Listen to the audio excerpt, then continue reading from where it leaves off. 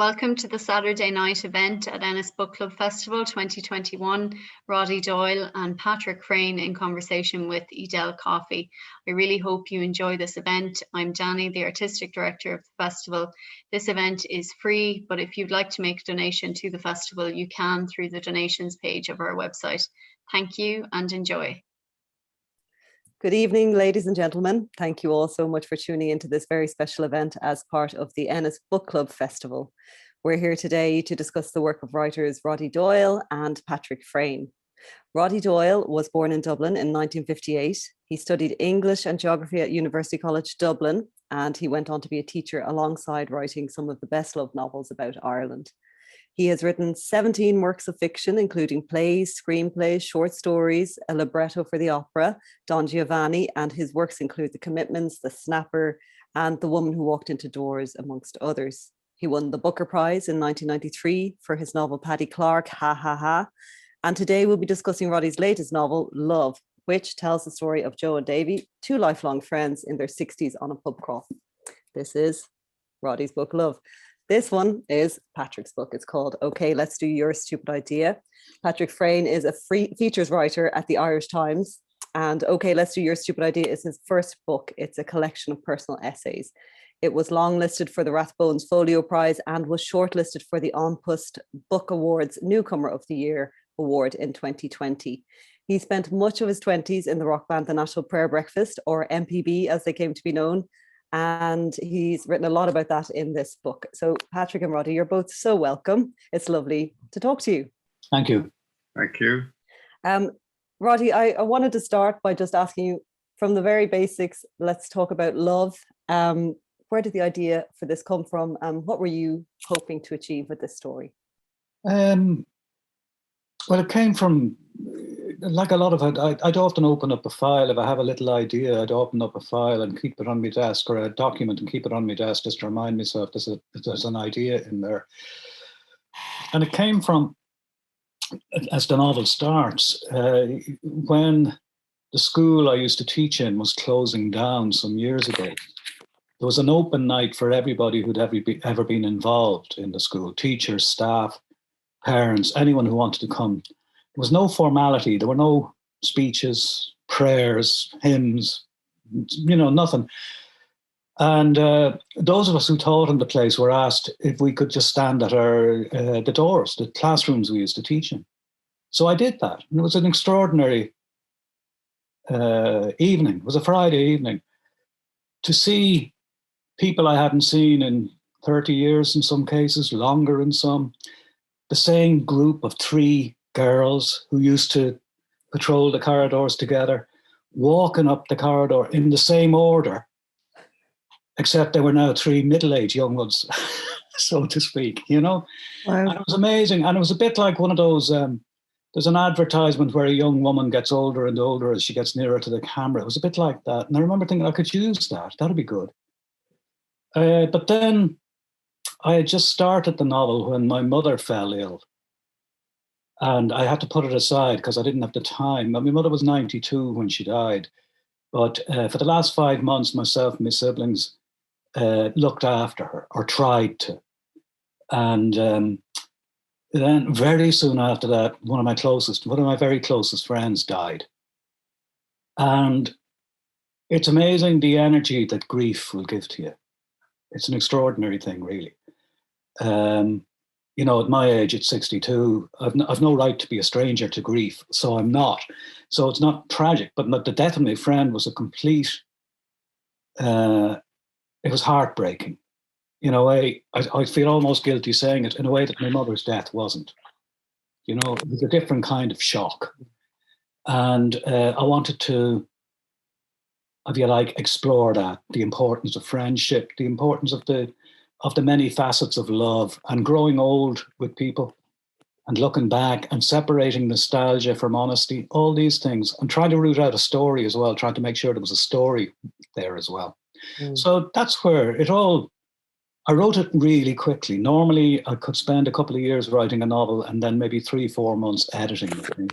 This time round, it was almost the opposite. I wrote the first draft, started it really, got down to serious work late March 2018, and had the first draft finished by, I think, June, maybe early July, and spent then much longer editing the thing because it was a total mess. So that's where the book came from, really. Yeah, and they're fascinating topics, and particularly the structure of the book is two men, Davy and Joe, and they meet and they go for pints, and it's their conversation really over the course of the book.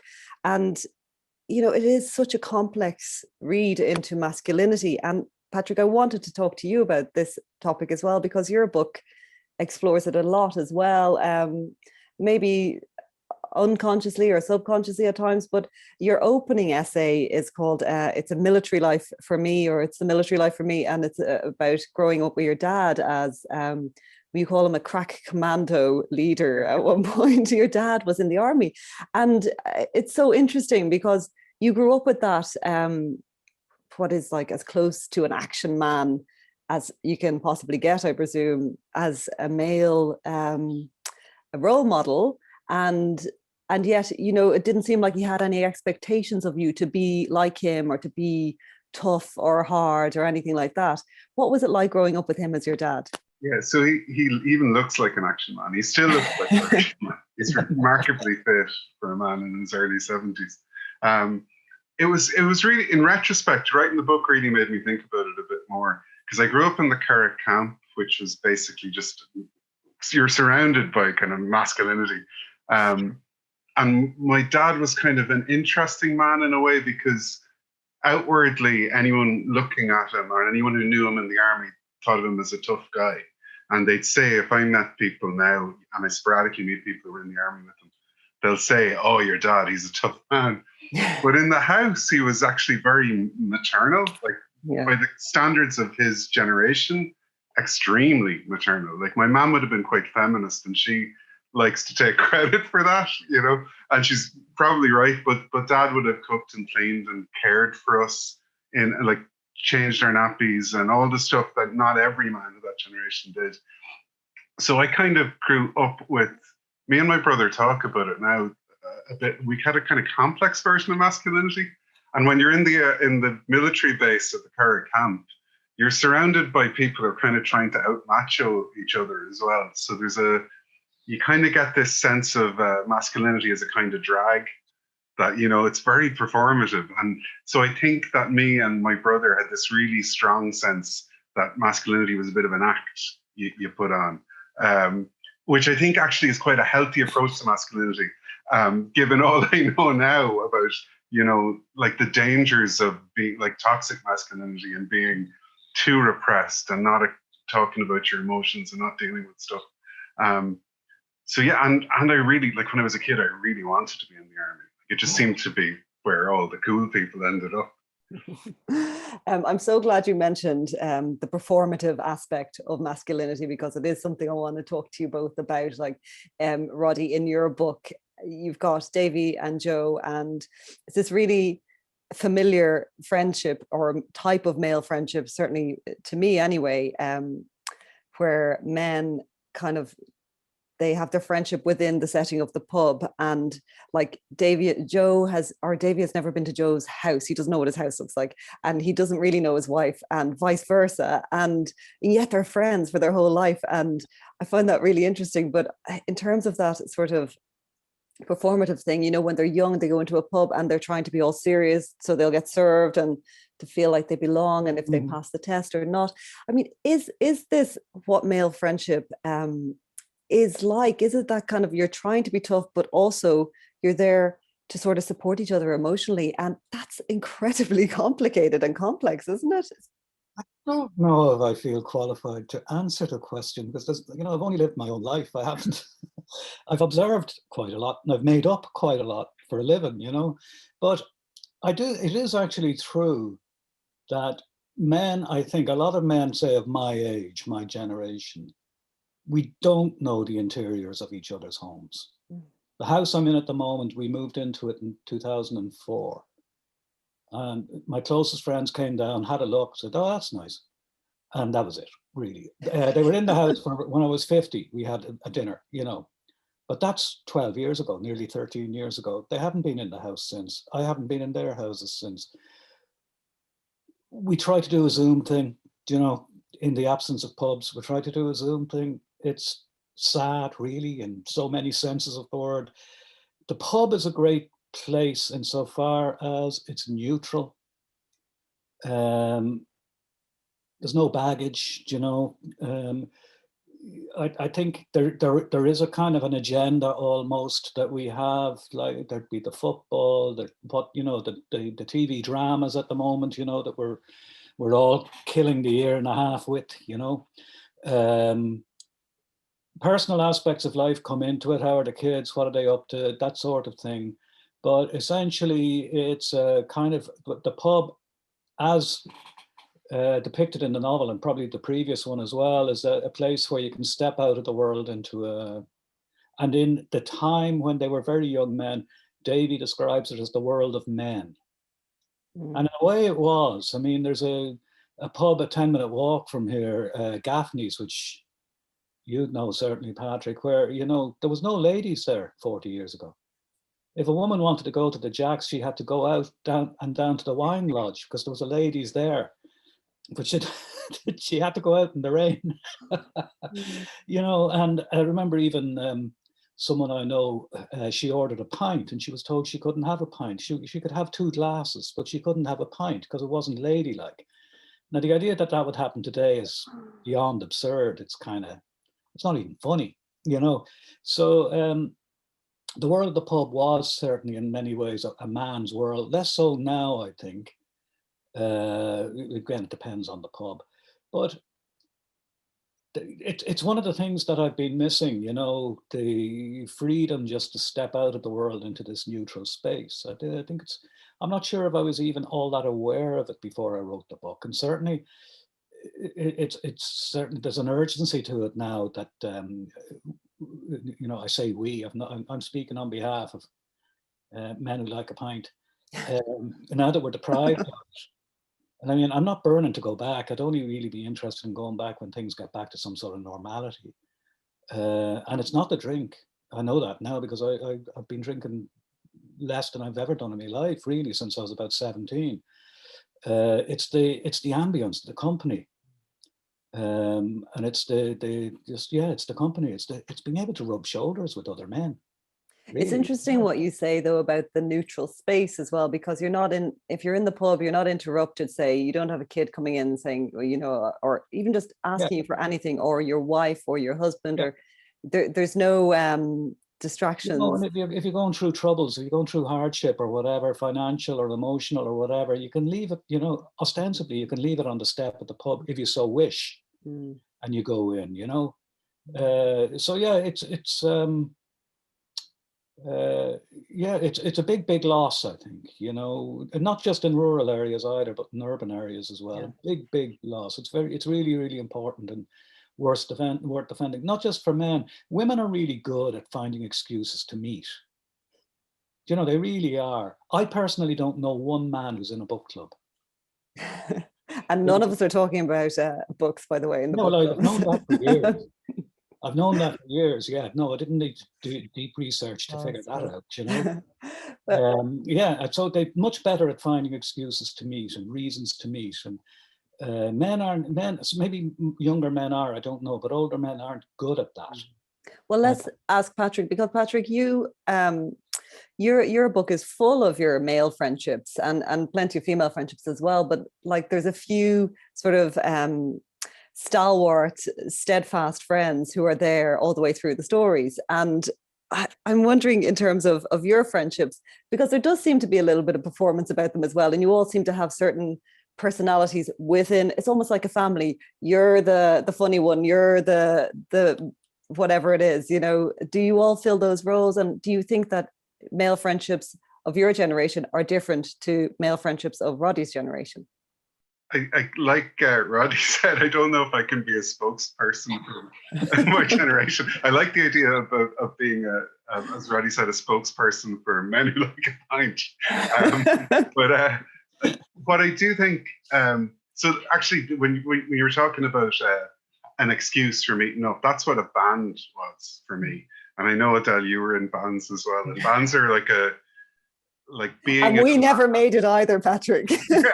We used to, do you know, we used to look at the NPP and we used to think you were hugely successful. We used to like, they put a CD out. Oh my God, how did they do that? Because the reason, like, I think everyone should be in a band for starters. And I think you'd agree. Yeah, absolutely. One of the things it does is it kind of formalizes your friendships. So because you're now tied together in this joint endeavor, it's almost like it becomes more like a family. And I say in the book that it is kind of like a halfway house when you kind of left your own family behind. You know, you create, when you have a band, you kind of create this kind of on the road family you have, and your friends are now tied to you. And I think I said in the book as well, I was an insecure young fella. So the idea of your friends having to be in touch with you because you're gay kind of suited me.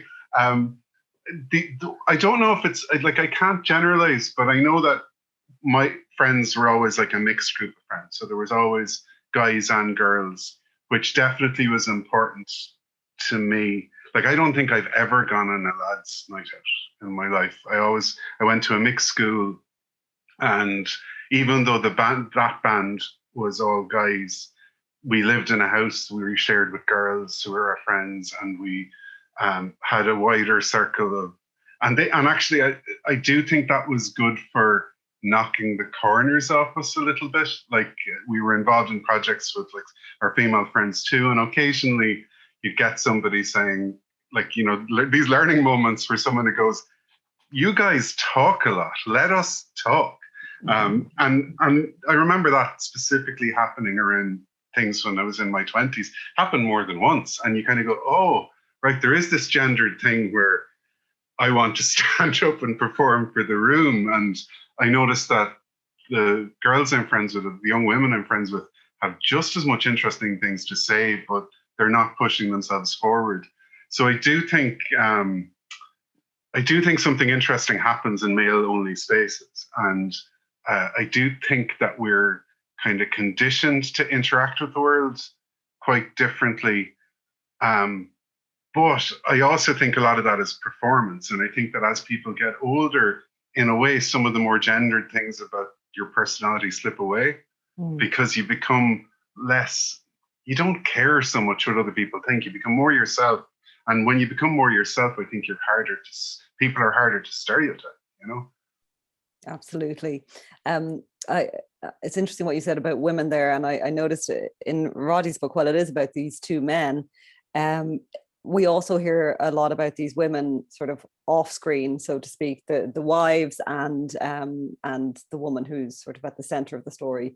We won't say too much about, but there's one point where Davy and Joe are talking and they say something like, what would a world without women be like? And one of them says bleak and the other one says uncomplicated. And both of those things are probably true, but I was thinking about how these men exist in relation to the women. It seems like the women in the book had a massive influence on them in terms of, you know, when Joe met his wife, or when Davy met Faye, they, you know, he said everything felt sort of, it wasn't about her looks or her anything, one thing, it was about just her, the whole thing. And it seemed to be saying like it was making him complete or something.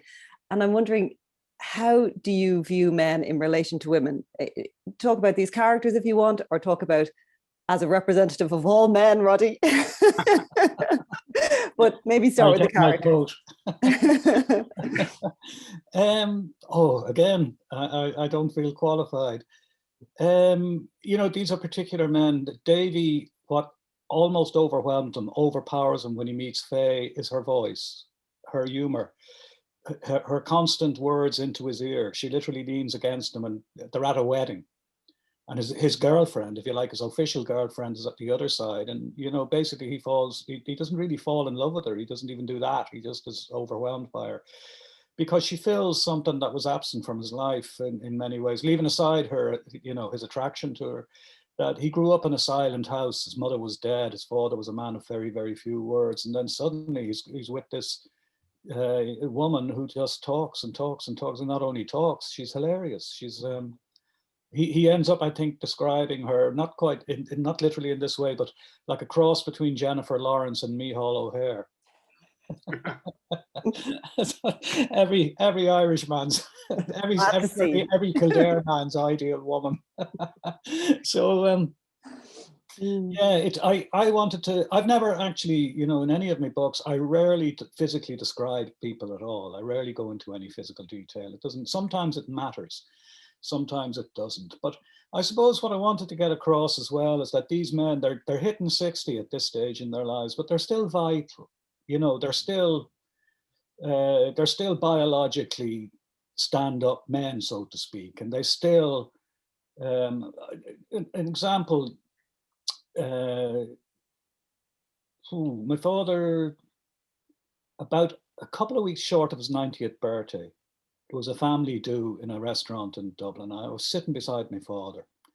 So he was 89, 3 weeks short of his 90th birthday. And I was chatting away, as I said, and suddenly he's kind of sat up and became alert. And there was a woman walking by. It was amazing. It was amazing, really. It was brilliant, absolutely brilliant. Well, you love to see it, don't you? Oh, it was amazing. It was just fantastic.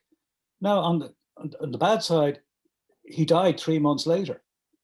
But if you like, right up to the end, he was in hospital, about 4 weeks after that or less, and didn't leave hospital.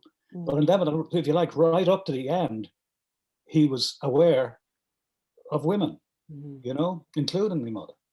So I think I think quite rightly, we all have to be quite careful, and we have to be more considerate. Patrick talking about, being aware suddenly that there were people in the room who had as much to say as he did, but they weren't getting a look in, and they were too, if you like, polite to say that or whatever. And I think a lot of the people I would know of my own age, we'd applaud what's going on, but there's a lot of relearning has to be done in a way. But at the same time, I don't know how to express it really. In the book, I wanted to get across the point that they try not to be salacious. Now and again, they use old-fashioned phrases and words that really almost stand out now, but 30 years ago didn't. Calling a woman a bird, for example. Now Mott is the word that I'm familiar with. Mott. Mott, yeah. Which doesn't seem as sexist, funnily enough, as the word bird. But it's almost they're at the stage if they use the word bird, they don't quite go like that, but there's a little irony in because they share words that they grew up with. So, they can take the shortcuts. They don't have to explain or apologize. But they're at a stage, they both have daughters who they adore. They've both learned from their daughters, particularly Davy. I think he's learned a lot from his daughter, Roisin, who's a minor character, but she's there. And so they are learning to live in this new world. And even, leaving aside gender and sex, like Davy is quite proud of the fact really that he works. I deliberately don't describe what they do for a living really, but Davy, his work involves a lot. He lives in England and his work involves a lot of interactions with people. And he's quite proud of the fact that he has no problem commanding the names that would have African and Asian origins. He doesn't have to hesitate or worry about mispronouncing words because that's the culture he is now in, and he's quite content with that, So they're really, in a way, they're kind of up for modernity and all the changes, but they're on, they're kind of aware of the fact really that as they talk, it gets a little bit less self-conscious as they get drunk.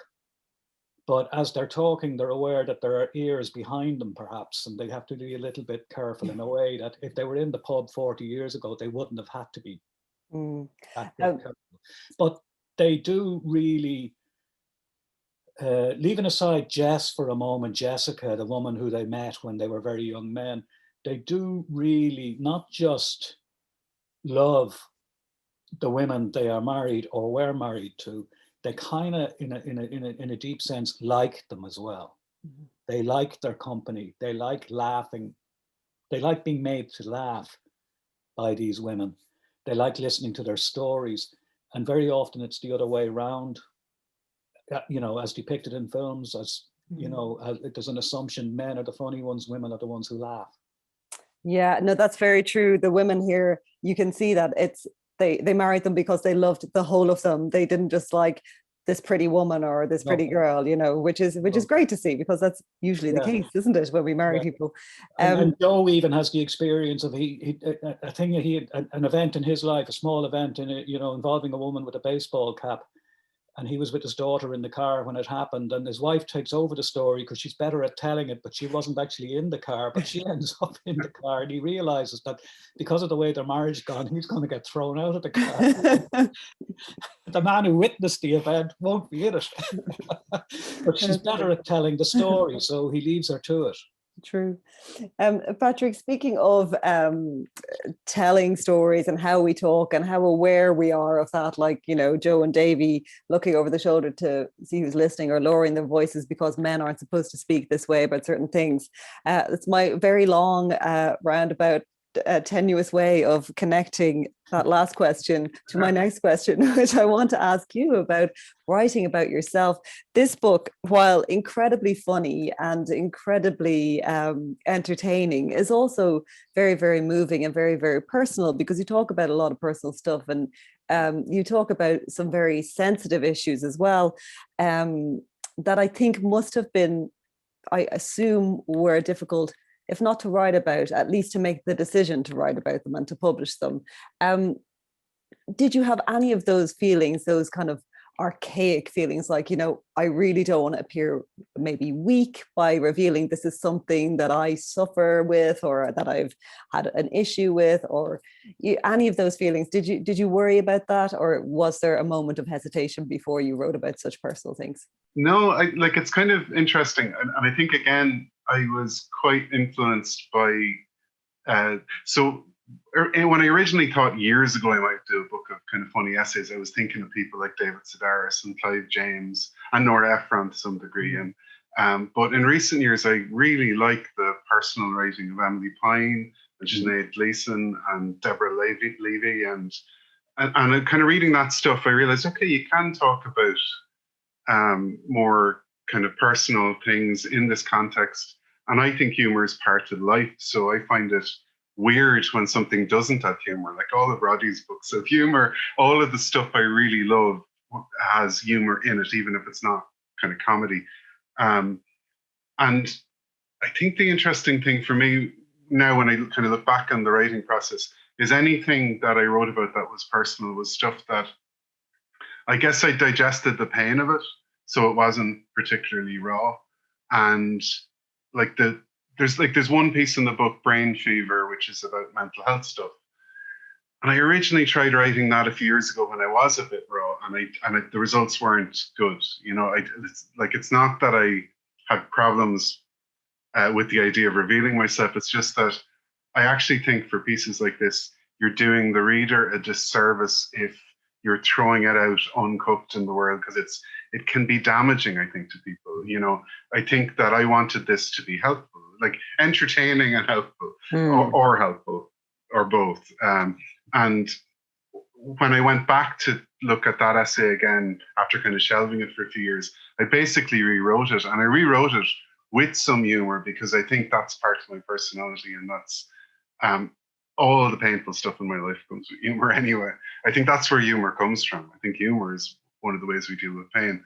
And obviously I was kind of concerned about other people who are mentioned in things, and anyone who, I showed it to, like anyone who was mentioned in the essays, I kind of showed it to partly to check I was getting my facts right, which is one of the other fascinating things about doing memoir, is you realize how weird your memory is, and how, and usually people came back with, usually people had no real problems, but they had factual things that I got completely wrong. Like I showed Dara, who was in the band with me, the band essays, and he'd go, I wasn't there for that. And I was like, well, you were in my head, in my memory you're there. And there's just kind of mad little things like that where you go, oh wow, so this is not a tape recorder. This isn't just recording everything verbatim. On my favorite one is Corncrake, who's one of my closest friends. I showed him stuff, like, and for starters, I put this in the prep. He just doesn't get personal writing at all. He was going, I'd only read this if it was about Julius Caesar, was his kind of take on it, or like a famous general. But he did come back and say, like, I have him in one story running across a green, chasing a child, screaming at the child, because this happened. And he had no problem with that. But he said about my original draft, I don't curse. And I was like going, what? And he goes, I never curse. You've got me saying the F word there and I never curse. Could you change that to feck? And I was like going, yeah, sure. And then I start editing my own memories of Corncrake in my head and I go, he doesn't curse. That's correct. But and I've known he's my oldest friend and I've never noticed this before. You know, recently he said to me, I never drink water. And I was like, what? Well, that sounds like a lie. I drink tea, I drink Coke. I never drink water. Bizarre. That is bizarre. But these are the fascinating things you realize about, actually just talking about friendships. There's these weird things about your closest, the people closest in your life that you don't notice. And sometimes when you're sitting down doing a memoir, you're kind of reckoning with things and you're realizing there's gaps in your memory. There's things you've never asked somebody, you know, and now you want to ask. But there was a story as well in your book where you're in Bremen, and didn't you say that your friend who you spoke to about the story remembered it differently? Towards the end, swimming in the lake, was it? He told it totally differently. So it was my friend Paul. Like there's a long essay about a summer we spent in Bremen, me, Paul, and Corncrake, and we lived like this really ridiculous, squalid, no common sense life for 3 months. And at one point we went for a swim in a lake and Corncrake stole our clothes, to make a long story short. And myself and Paul had to run through the streets of Bremen naked for like 2 or 3 miles. And I used to tell this story as like, I'm a neurotic kind of person. So this became a story I told, and I would tell it as like kind of the sitcom Alan Partridge version, which is kind of the version I tell in the book, where it's like we're freaking out and all the rest. And I was at a party like a decade later, and I heard Paul telling the story. And Paul was like a chilled out hippie kind of person. He was like, it was wonderful. You could feel the wind in your hair and you're running with your friend. I was like, that's like, he didn't contradict the facts, but the way he told the story was so different. Hilarious. No, I'm with you on that one. Roddy, memory is a huge kind of almost a character in this book, in Love, because the central premise is that they're both talking about this woman that they met 40 years ago, or nearly 40 years ago, and they're remembering that time, and they're remembering her or not remembering her. Were you wanting to sort of examine memory and how weird it is, how unreliable it is? Yeah, unreliable being the word. I think, you know, I reread The Commitments recently for work reasons, and it's very much a young man's book, you know. At this age, I could probably write a version of it, but I couldn't write the same book because it was a young man's book, because he's marching forward into life. He's not looking back. There's very little for him to look back to. Whereas now, I'm at a point where, you know, still walking forward, don't have a choice, quite content to do that. But you're dragging an awful lot of life behind you, you know. And then when mortality rears its head, like the death of a friend or the death of parents, even at that weird thing, you know, near my 60th birthday, I became an orphan, you know.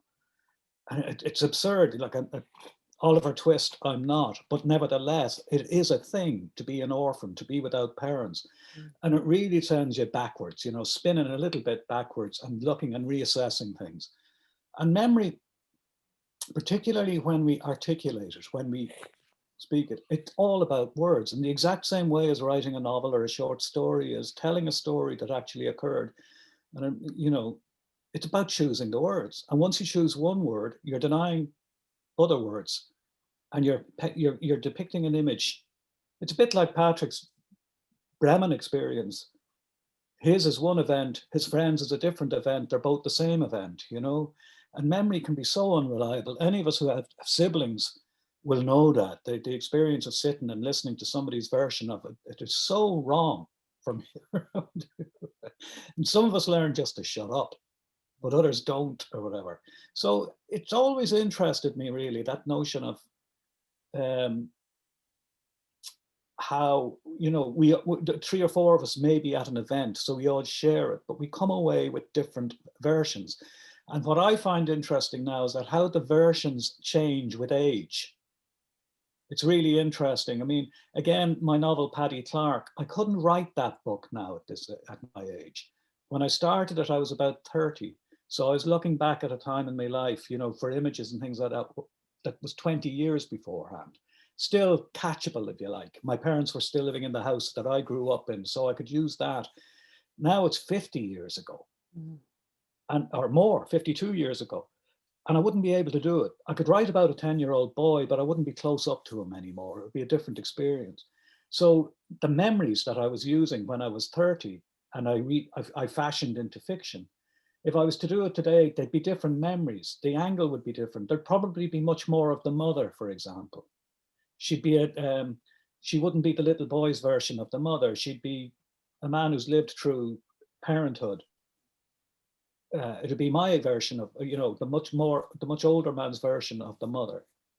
A little bit like, you know, the way sometimes in cartoons, you know, Tom and Jerry, you never see the full human. You just see their legs. I mean, that's Paddy Clark. Whereas if I was to write it now, you'd see the full human, and Paddy mightn't even get a look in. Do you know?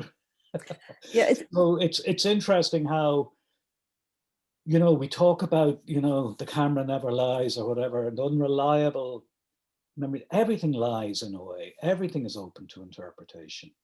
I find that really interesting, though, about the idea that when you get to a certain age, you're looking back, or at a certain age, you're looking forward. And as a writer, how that impacts, you know, do you as a writer now write with that kind of retrospective view, or do you think you could write a novel, like I'm sure you could, about a 20-year-old man if you wanted to? But is it that the desire is not there?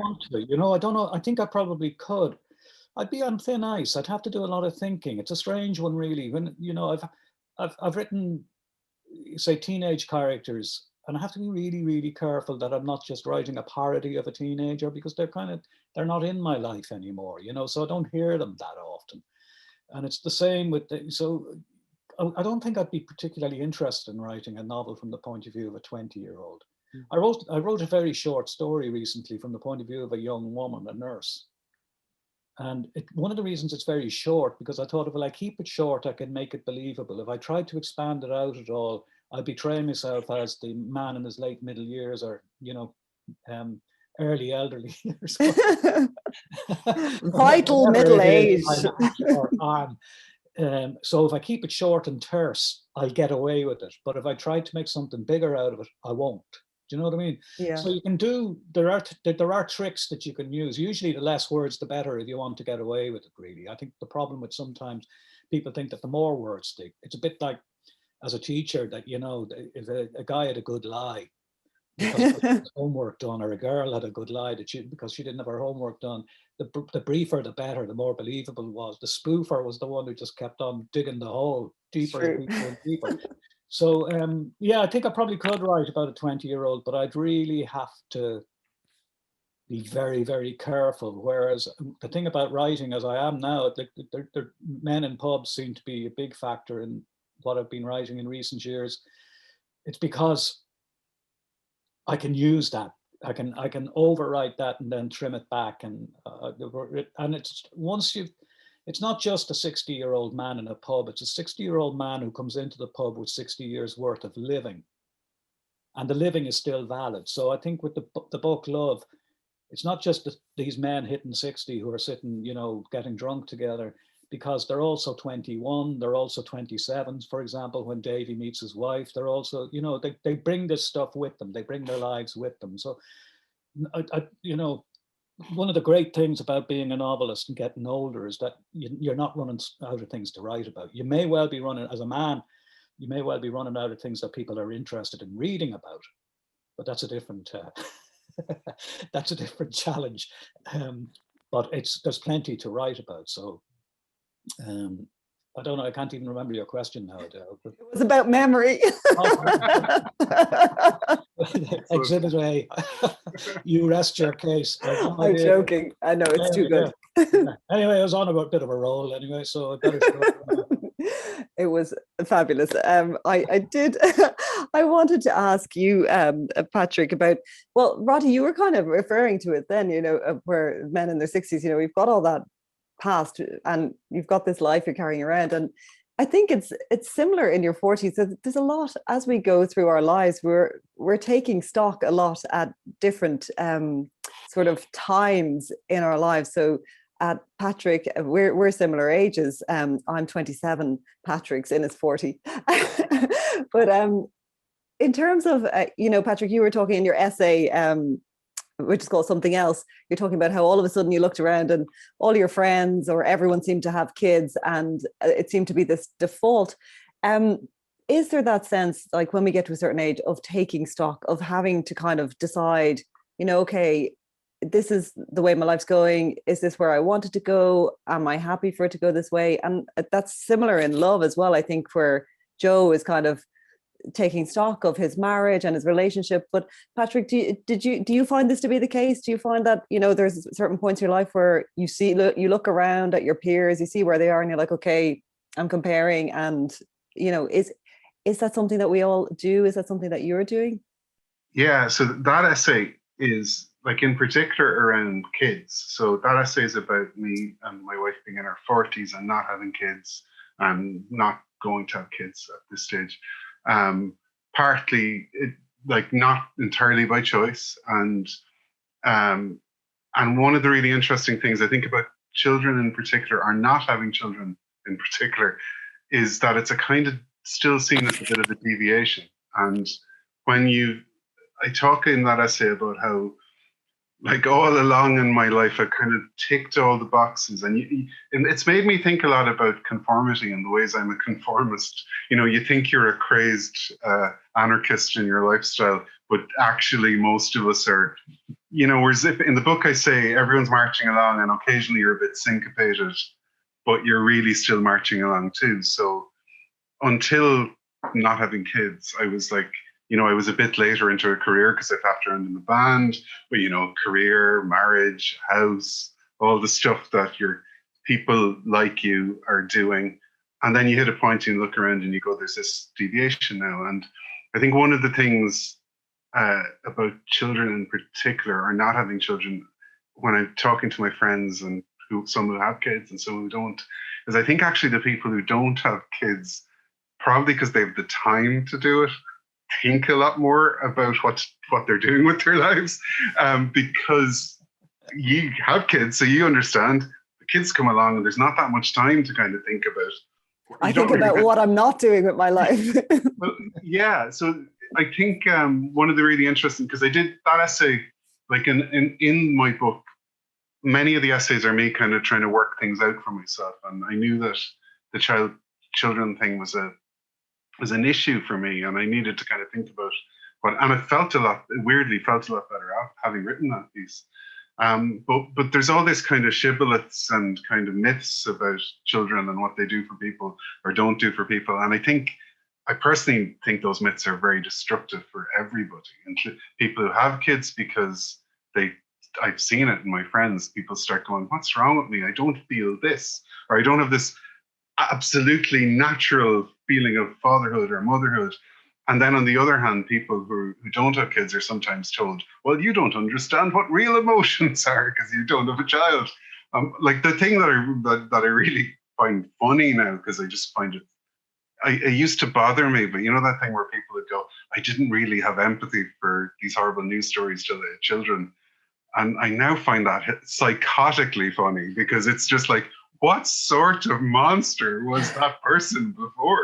Of course you have empathy for other people in the world. So writing that essay in particular, I think, like, in regards to, I remember your question, in regards to my question, like, I think you often start looking around your life and kind of looking back at moments when it feels like you've slipped off the main road. And, that's when you start taking stock. When everything is kind of ticking along, you don't.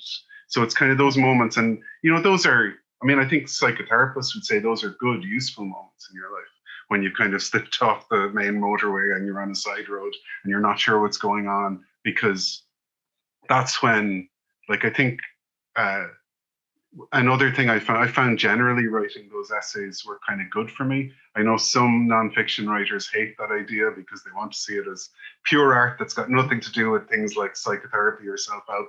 But I'm quite open to the fact that I think that when you're fashioning a new narrative about your life, it can be very good for you, because sometimes you've been thinking of something as a problem. And then when people go to psychotherapy, it's often about crafting a new narrative out of the raw material of their life that is more productive and healthy. And I think in some ways writing these stories from my own life allowed me to do that, if that makes sense. No, it does. It really does. And it's interesting, yeah, about the deviations. They are the moments when you take stock because you're noticing things about yourself. That makes perfect sense. Roddy, I wanted to talk to you a little bit, and this is a bit of a jump, but I did want to talk to you about the elderly dad in your book, and about how Davy sort of reprimands himself for not being there and for not caring for him. And I mean, I wonder, is that something that if we're lucky, we won't die before our parents. We will get to look after our parents or see them pass away before us. I've achieved that goal. Oh, I know, like it's a weird way to phrase it, isn't it? It's one off the bucket list. It's one off my bucket list anyway, not theirs, but mine. Yeah, I know what you mean. Yeah, it is. It's like it's a natural order, is what I'm trying to say. I suppose. Yeah, exactly. But I mean, in terms of when our parents are, it sounds like your dad particularly was very healthy and had all his faculties up until the very end. But in terms of looking after him, that caring role is what I want to talk about, because in the book, Davy is kind of reprimanding himself for not being there, or for not noticing sooner that he should have been there. I mean, is that something that, everyone feels guilty in the same way that parents feel guilty about not being there for their children, maybe not being there for your parent either?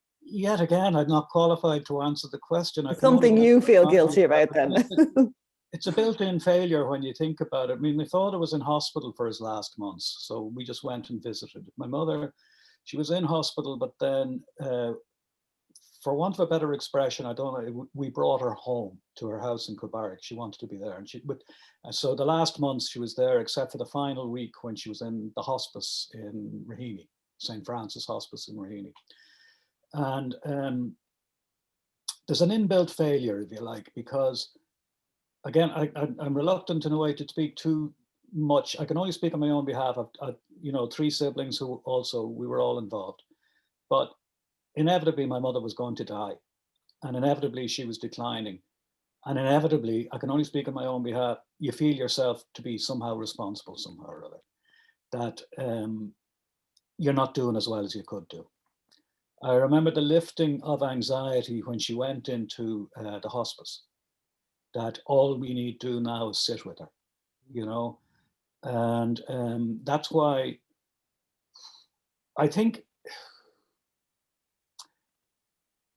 soon after she died, I thought, well, this is where I'm going to bring the book. And I felt that she was an avid reader. She loved the work, as did my father. She loved the fact that I did this for a living. And he liked a star called Henry. She liked Paddy Clark, ha ha ha. And I thought, well, they'd like somehow or other their lives to be, for me to use the experience of the end of their lives.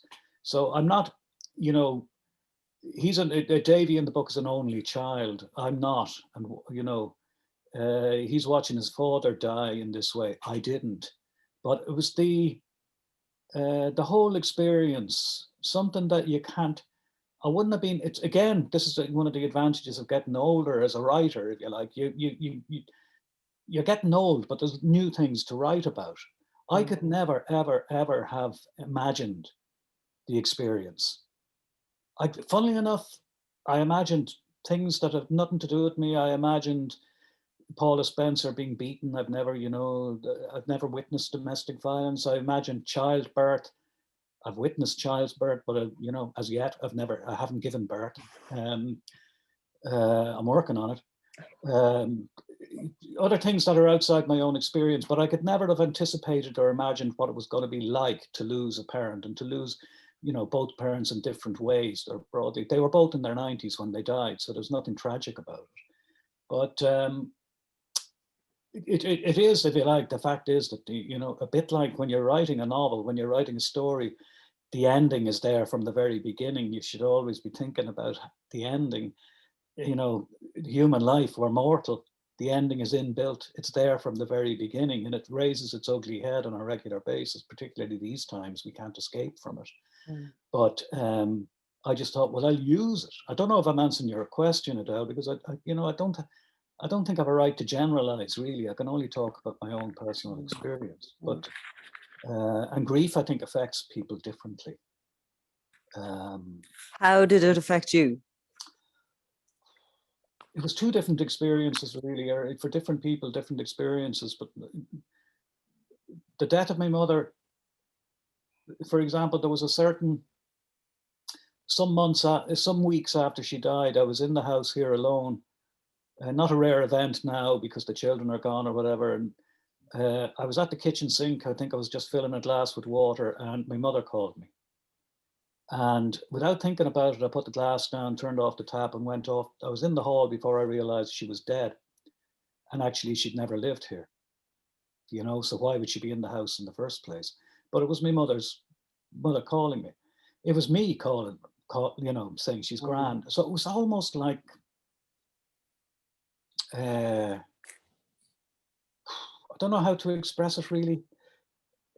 There was that aspect to it, a lot of thinking back, a lot of imagining. There was the sense that there's nobody to look up to now. The next book I finish, I won't be able to show it to my parents. The little boy running home from school. Do you know what I mean? The little 60-year-old boy running home from school. But then, when my friend died, I felt literally ripped apart. The end was coming, but it was so shocking. It was just so a different kind of experience. But the fever to write was very, very strong. And also, I behaved in a way that it would be very, very rare. I drank once or twice to a form of oblivion, which in a way is foreign to me. I don't do that. I don't, I kind of like living, but I drank into blackness, really. Maybe to follow him. I don't know. But it was dreadful, absolutely dreadful. But I also found the words to try and fashion the story. I mean, yeah, it's interesting that he was buried, Yeah, it's interesting that it had that kind of motivational sort of effect on you. And Patrick, it's what I do, it's what I do. I don't work at the weekends because I never have, but I mean, there's a part of me would just work all the time, putting words on paper. Well, that's why you're so prolific, I presume. Well, there's that aspect of it, yeah. Patrick, you wrote in your book about your friend Paul, who died very, very young and tragically. But I'm interested in that idea of responding to something, like what you were saying there about you write to make sense of things, or actually after having written about these things, you're a bit clearer on them, or it's not so bad anymore. I mean, how did you find writing about your friend's death, even though you don't write it like too directly? I wrote about and kind of like Roddy's experience of hearing his mother call there. Like I wrote about, I have an essay, there's a short essay about dreams I had about him afterwards, which I still like. I'm kind of largely a materialist, but I'm increasingly open to metaphysical ideas as I get older. And I find dreams, when people have died, I feel like I've been visited by them in dreams, and I have a certain kind of. I've almost classed my dreams now as like there's the regular dream, and then every now and again I have like a dream that just feels kind of inexplicably real. And I had a dream about Paul that I wrote about in the book that, and I think a lot of people who've lost people have had dreams like this, but where he was just back. and it was kind of unexplained. And in the dream, it felt really real. I even asked, was it a dream in the dream? And it was confirmed that it wasn't a dream. And I find, like, I definitely think that with grief, I think that we just don't really comprehend that. Like, we find it really, really hard to believe. We can conceptually get our heads around it as an abstract concept when it applies to other people who we don't love. But when it's people we love, there's something happens to your brain when you lose them. And I don't think you ever completely resolve it. You make an accommodation with it, and there's an absence, there's a missing jigsaw piece, but you keep going and you make the jigsaw puzzle anyway, but the piece is always missing. You just don't always look at that corner of the puzzle. So yeah, like there are things, like I've realized now that there are things in the book that are less resolved than other things. Like I keep bringing my brain back to the piece I wrote about care work, because I feel like I have a lot of unresolved. Basically, I feel I need to write more about that, because I have a lot of really strong feelings about it. Working as a care worker. So yeah, just to clarify for viewers, you worked in a care home for people with profound disabilities, intellectual disabilities, for a couple of years, was it? Or 1 year? About a year and a half. Like, it was kind of a bit on and off over 2 and a bit years, but. Well, you found it a kind of a fulfilling experience, didn't you? Yeah, and I found it fulfilling but difficult, and it kind of, I had left-wing politics before that, but after I did that, I actually felt like I had I felt like it kind of rewrote my my kind of brain a little bit in terms of how I viewed the world. And I just, like, I knew before the world was unfair, but one of the things that watching people who are like virtuosic at being carers, who are just so skilled at doing that, and how much we don't put that at the center. We should have all care work at the center of our culture, and instead we incentivize kind of bizarre, destructive behavior with how people are paid. And it just kind of, and actually in my journalism, like anything I do around care just reinforces that. I am completely of the opinion we need to restructure everything around a sort of careocracy, where people who are in any job that involves looking after people, like including teaching and including, should be kind of right at the center of our culture, and we should build out from that. And should be rewarded. Yeah, and I guess, like, when you said it was like fulfilling, like, it was in a lot of ways, in that I felt when I was doing that it was a good, necessary job, which is not something you always feel when you're doing work. Including writing. Sometimes you're going, how useful is this? But I don't feel that most of the time. But with the care work, you always felt it was important and useful, and you were making somebody's day better by doing it well. But at the same time, there's an awful lot of moral complexity that come with that. And I do believe that in the same way that, capitalist society, hyper-capitalist society, kind of, it understands why you should give a really efficient banker loads of money, and it understands why you should give a really kind of really good actor or screenwriter or even novelist money. It doesn't really seem to understand why you should give somebody a decent standard of living for caring, because it seems to have conveniently decided that that's entirely vocational, and that's so it's basically something that continuously bothers me, and I feel like I only scratched the surface when I wrote that essay for the book. Well, look, it brings me on to my next and pretty much final question, because we've got some readers' questions from Ennis readers to get through too. So I will wrap it up here. But Patrick and Roddy, I want to talk to you as well about what's coming next, because people always want to know. But Patrick, I wondered, are you going to move into fiction? Are you going to stick with essay writing? Because I think we do often have this unfair assumption that people will just move on to fiction. When's the novel coming? When's the stories coming? But like, you know, you could just be like Joan Didion and just write essays. Although she wrote novels too, didn't she? Great novels, yeah. I have written short stories, and I'm looking at like possibly trying to pull a collection together, and I would like to write a novel. But I'd also like want to do more nonfiction. Like I want to do more.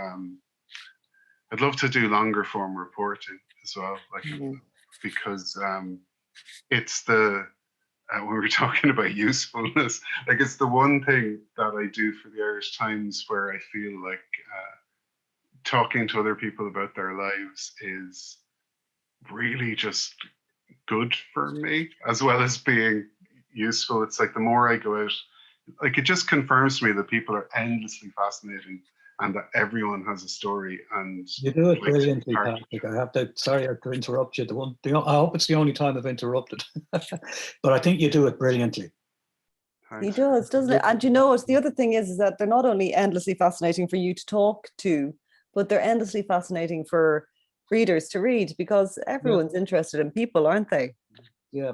You did one at the beginning of the pandemic. You visited a supermarket and you talked with the staff, or you observed the staff and talked to the staff. I think in Donoghue, was it? Yeah, it was. Yeah, it was just so good. It was so brilliant. I mean, the timing was important, I think, as well, because going to the supermarket was such a precarious thing to be doing back in those days. Pre-mask as well, I think, wasn't it? Yeah, it was. But I just thought it was absolutely brilliant, and the little things that you pointed out, and the little things you coaxed from or heard people saying, or that you got them to say, was just. There was the lovely one in the staff room, and the seats were separated by 2 meters, and the young woman who said it was terrible because you couldn't whisper anymore. And that said so much more, doesn't it? That tells a whole story. Texts could do. Those are things. So I think you, yeah. I just thought I'd gush for a little while there, Pat, but I think you just do it brilliantly. Bravo, Roddy. Tell me, what are you working on, and is it something you can talk to us about? Yeah, I'm working on short stories. I've one left. I think I've just one left to do. They'll be out, a collection. There's 10 of them. Some of them are quite long, and 8 of them were written in the last year or so during the pandemic. I had started a novel, and it was my year, like a lot of other people, my year last year, and it's looking like this year as well, bore no relationship to what it was supposed to be like, you know. Stage productions cancelled and postponed and things like that. And I was writing this novel set in the present day, and I looked at it and it just didn't make sense anymore, because the present day just didn't exist. If you like, the thing it had been 3 weeks before no longer existed, and probably, you know, won't. And Roddy, are your stories, do they deal with the pandemic? They're set in the pandemic. Some of them address, you know, as I said, the nurse come home from a shift in ICU is one. There's another one, you know, the one I'm working on at the moment is a man wandering Dublin, you know, in the early days of the lockdown, because he sees it as an opportunity to find his son, who he hasn't seen in years. And there's another one about a woman who uses it as an opportunity to disappear. Like, you know, a bit of a 9/11 thing. There were several, you know, I think we probably all read about people who saw 9/11 and said, I can disappear here, you know, and did. So there's others, you know, a man who's appalled by the masks on the ground, that new litter. The new plastic bags. And takes action. But a lot of them are just people who just happen to be, there's no coincidence, in their late middle years, most of them just happen to be living now. And it struck me that short stories were the ideal way, or not the ideal way, there's no ideal way, but the short stories were a good way of capturing this last year and possibly coming, because it's so changeable, you know. I can't even imagine writing a novel set in these times, because you'd constantly be shifting and changing. And I'm writing a story at the moment about, you know, in the early days of the lockdown, and I have to keep reminding myself, I don't have the wisdom of the last 10 months to draw on here. No, they weren't wearing masks, you know, that sort of thing. And reminding myself in ways we hadn't a clue. And I was reading a book recently, I just finished it this morning, Breathtaking it's called, by Rachel Clark, a doctor who works in the NHS. And she was there from the very beginning, if you like. And the things that, the visual things we kind of take for granted, the use of the iPad in ICU so people can see their loved ones, that wasn't an immediate idea, you know. somebody's bright idea weeks in. It seems so glaringly obvious now, but so it's almost part of the furniture, I'd imagine, of any hospital, as an iPad or whatever, or a tablet. But it wasn't at the very beginning. Yeah. People were brilliantly making it up as they went along, and so short stories struck me as being the way to tell it. So it's coming out October, the collection, and I have to deliver the last one in a couple of weeks. And you'll go back to the novel then, will you? No, I think I'll leave that novel alone and start something else. Yeah, I have a vague idea in mind, but it's very vague till I'm ready to make it. What's the opposite to vague? Unvague. Any of us. Less vague. Less vague. God. That's the height of my ambition these days is less vague. Oh, listen, Roddy and Patrick, it's so nice to talk to you. I'm going to throw in the readers' questions now because I'm sure people are dying to hear your answers on these. These are specifically from Ennis readers. So there's a few. Are they all living within the 2 mile radius? I've been told they're all within their 5K of Ennis. Yeah, no questions from outside the 5K. Absolutely not. So I'm going to ask a few general ones because there's a few specifically for Patrick, and then there's a few general. So I will ask you, who or what makes you laugh? Roddy, you start with this. This morning I started reading a short story collection that's coming out in a couple of months by a guy called Stephen Walsh, an Irish writer called Stephen Walsh, and I can't even remember the name of the book, but the first page just made me burst out laughing. It's a couple going on holidays with their children, and the husband has organized a holiday, and he's utterly obsessed with the weight of the bag and what they can get away with and not pay the extra charge, and she sneaks a pair of new trainers into the bag and the bag is weighed. And I just burst out laughing at that. Flann O'Brien still makes me laugh and has done all my life. And I'm trying to think.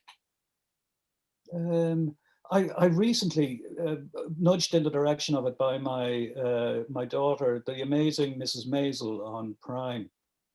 The first episodes of that, I was howling with laughter. Like I've watched a lot of telly, like a lot of people over the last year. But that one, just the first episodes in particular, just made me laugh and laugh and laugh. There's nothing as exhilarating as being in the company of kind of 1950s New York Jews. It's just so brainy and funny and quick, you know. And she's an extraordinary character. I think she's just brilliant. Cool.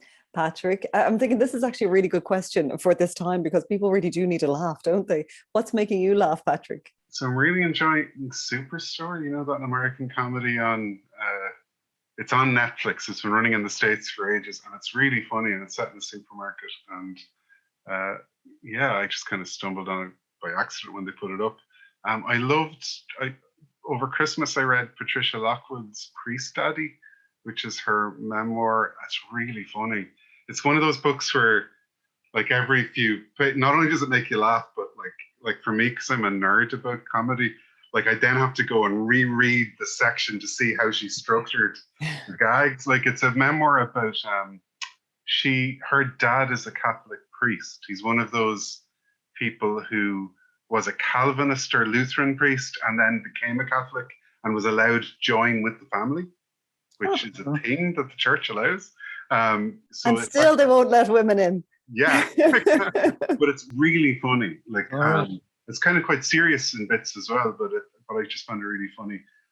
Alan Partridge always makes me laugh. I thought that the Alan Partridge books were unbelievably funny, and I couldn't I thought they'd be like some sort of kind of cash in, but the use of the first one, I Partridge, the use of footnotes is the funniest thing I've ever come across in literature. I think he just does these like long payoff gags where it's like he's even got like a playlist to listen as you're listening to the book, and it's just it's hilarious. So a lot of effort. There's a lot of stuff that makes me laugh. What music are you currently listening to, Roddy? This morning I was listening to Nick Cave and Warren Ellis's new album Carnage, which is brilliant. Cheerful. Oh no, recent stuff isn't. I mean, he carries as well, and there's a man who has made art out of his deep, deep grief. Yeah. He's an extraordinary artist. And then as much to support the shop as any, I bought 2 records from Tower Records. I've got a record player here in the office. And one is Shore by Fleet Foxes, which came out last year, but only recently came out in vinyl. And I played it again and again and again right through the summer and the autumn of last year. But I thought, well, I actually haven't slipped a few quid to the man who wrote all this. So I bought the vinyl album, which seems fair. And then an old one by the Flying Burrito Brothers called The Gilded Palace of Sin. You know, probably the best named album ever. And we were sorry for interrupting, but we were playing Hot Burrito #1 last night. Yeah. Which is me and Anna play music in the house, but we actually worked out how to play it on our ukulele and guitars. And then we did. Which one of you is Graham Parsons? I'm hoping it's me, but I don't think so. We did. Is it the Gilded Palace? Is it In This House Filled with Sin? Yeah. I can't remember the name. But we figured that one out as well. Oh, it's just brilliant. But I listened. So that's what I've been listening to recently. I'm trying to think. I listen to a lot of I listen to a lot of kind of contemporary classical music when I'm working, and ambient music. And walking last night, I was listening to David Bowie, and Heroes came up. It was just a Spotify list, you know. And I was thinking to myself, that has anybody contributed more musically to the world that I live in anyway than Brian Eno? The stuff he's produced, his own music and the music he's produced, Talking Heads, you know, Bowie, U2, then his own work, which I listen to an awful lot, really. So, but that's the stuff I've been listening to recently. And Patrick Valley in the Four Seasons. Really? Yeah, brilliant. Yeah, at this age, I really wish I had a falsetto voice. I'm sure that could be arranged, Roddy. Falsetto disappears as you get it. Like I used to be able to do a good falsetto when I was in band, and I just my voice is just deepened to the extent that my falsetto was just a tenor voice. There's a very, very good Bee Gees documentary doing the rounds at the moment. I can't remember, How Do You Mend a Broken Heart? And they're talking about, you know, the famous falsetto voices. They were recording, I think it's called Nights on Broadway. And the producer saying, what else can we do with this? And the main Bee Gee, whose name I can't remember at the moment, not Robin, Barry. Barry said, I can do this. And they were basically, it had been, if you like, in his arsenal all this time, but they'd never used it. And suddenly then they became, you know, and they were, you know, commercially they were on their knees at this stage in their life. They were playing working men's clubs in the north of England. And then suddenly they were a global, you know, beyond global phenomenon. But it was just very, very funny that, you know, they were just stunned by it, and it goes into the track, and then suddenly it's the rest of their careers. Yeah, there's a story about Karen Carpenter like that too, isn't it? That she was singing in the wrong register, and then suddenly they moved it up to D or something, and they're like, "Oh my God, it's Karen Carpenter!" That's why I firmly believe there's a voice in me waiting to escape. Patrick, I have a question for you specifically, which is. Sorry, it is the one about, in OK, Let's Do Your Stupid Idea, you write that it's not taboo or exotic nowadays to talk about mental ill health, and you do so very honestly. What, if any, are the difficulties in writing about your experience of depression, and what did you want to achieve in writing about it? I suppose you spoke about the difficulties, but what did you want to achieve in addressing that issue?